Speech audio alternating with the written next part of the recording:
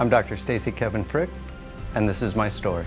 I was a pretty typical child, I think. I was happy, curious. I loved nature and being outside. Oddly, I never really felt like a child. A lot of that had to do with my environment. It was an environment filled with violence and drugs, and I was exposed to that at a really young age. And I remember I couldn't have been more than 6 or 7 years old, and I was on the school bus, and I lived out in the country.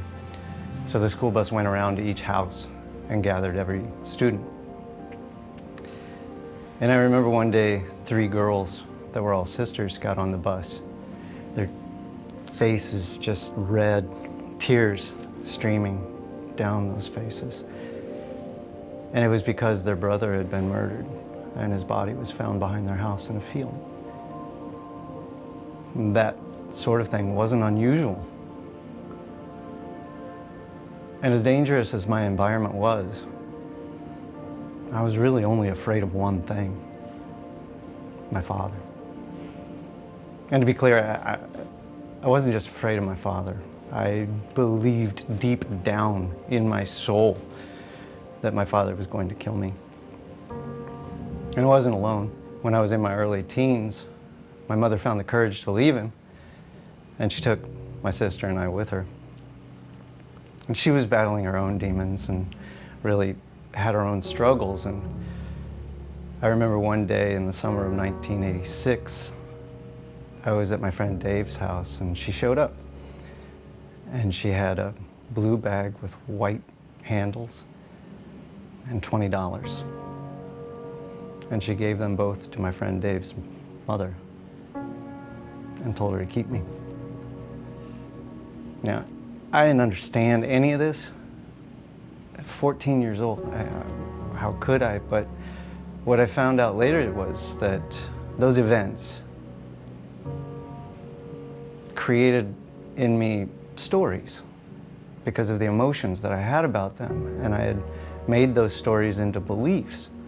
And those beliefs became the cornerstones for the programs that I would live my life by for decades. I think that the challenge for me was normalizing all of that. You know, I had really written into my story these programs, and I didn't see that there could be anything different. You know, I kept telling myself, this is just the way life is. Love is earned. You have to make it in life. You know, life was something that felt like it was to be tolerated, not celebrated. It was something that I had to do, not that I got to do. And I think that that mindset and that mentality was really the obstacle that was in my way the whole time. Because of those beliefs and feeling like love was earned through accomplishments, that set me on a path of building and creating and gathering titles, becoming something that society told me would equal success. To me, in my mind, it would equal love. And so I built, and I grew, and I kept building, and I kept growing, and I kept accumulating things and titles and accomplishments. And I realized that I was trying to fill a cup of self-love from a fountain of accomplishments. And all I had was an empty cup. After living this life that was definitely a hustle culture, where I couldn't accumulate enough material things, titles, accolades, I looked at myself in the mirror and I saw somebody that I didn't recognize. I was 30 pounds overweight, I was pre-hypertensive, I was seeing a cardiologist, I didn't sleep, and I thought, I'm killing myself. I'm gonna die. And so I did the next thing that society told me. I had the big exit. And when I did that, unbeknownst to me, I gave up the only purpose I had really known. And at that point, I felt like I had nothing. And I felt like I had completely failed at life. And I didn't really see a reason to go on. And I thought to myself, I don't have to. I don't have to do this anymore. I don't have to go on. But if I was going to, what would I change? And that's when I saw it. That's when I saw these codes and these programs and the beliefs that I had attached to them and how I was living my life.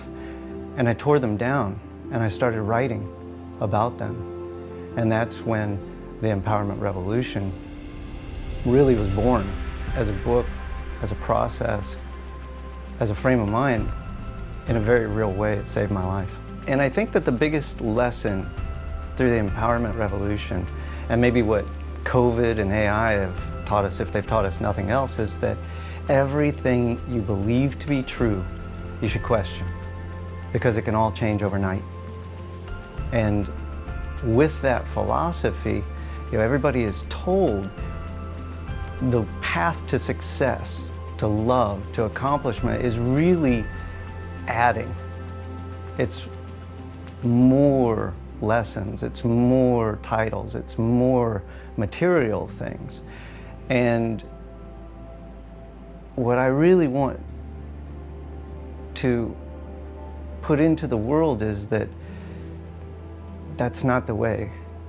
The way is actually backwards within ourselves. We already have everything that we need to be successful, to be loved. We don't have to earn anything. We have to allow it. I think that the biggest lesson that I've learned about failure is that there's no such thing as failure. I learned a long time ago that the universe really never tells you no.